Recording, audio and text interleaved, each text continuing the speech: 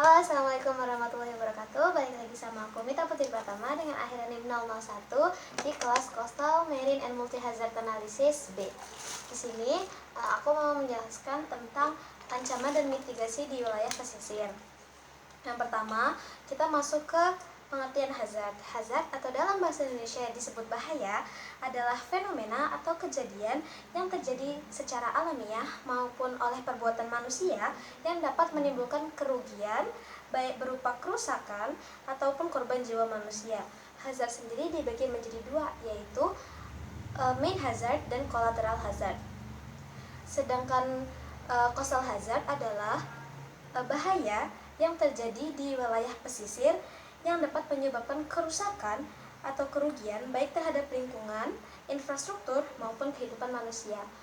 Contoh-contoh dari hazard atau bahaya yang sering terjadi di wilayah pesisir yaitu tsunami, kemudian banjirop, dan juga abrasi. Tsunami merupakan kejadian alam yang dipengaruhi oleh adanya aktivitas yang terjadi di dasar laut. Aktivitas itu bisa berupa gempa bumi, bisa berupa gunung meletus, atau hantaman meteor di laut, dan juga tanah longsor di laut, dan yang terakhir adalah patahan. Sedangkan banjirop merupakan peristiwa tergenangnya daratan yang memiliki ketinggian lebih rendah daripada muka air laut yang saat sedang pasang tinggi. Dan terakhir, abrasi adalah fenomena terjadinya pengikisan garis pantai yang disebabkan oleh gerusan air laut.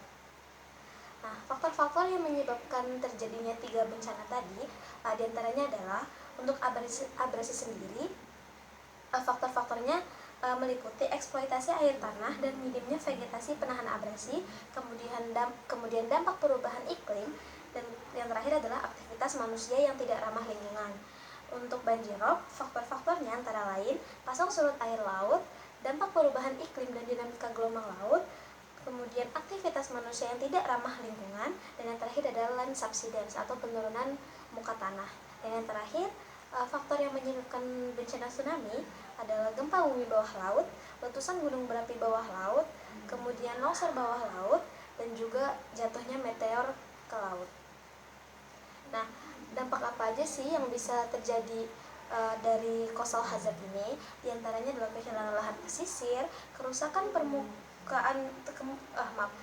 permukiman dan infrastruktur, penurunan kualitas air tanah akibat intrusi air, dan kemudian yang terakhir adalah gangguan pada ekosistem pesisir seperti mangrove, terumbu karang, lamun, dan lain-lain. Nah, contoh-contoh dari kejadian coastal hazard yang terjadi di Indonesia antara lain yaitu tsunami Aceh pada tahun 2004 yang merupakan salah satu tsunami terdahsyat yang merusak wilayah pesisir dan menelan banyak korban jiwa. Kemudian abrasi di pesisir utara Pulau Jawa yang mengikis lahan dan mengancam pemukiman penduduk, dan banjirop di Semarang dan Pekalongan yang terjadi akibat pasang surut air laut dan penurunan muka tanah. Nah, langkah-langkah yang bisa digunakan untuk mitigasi dari bencana-bencana tersebut antara lain adalah pembangunan sabuk hijau atau green belt seperti penanaman mangrove dan lainnya.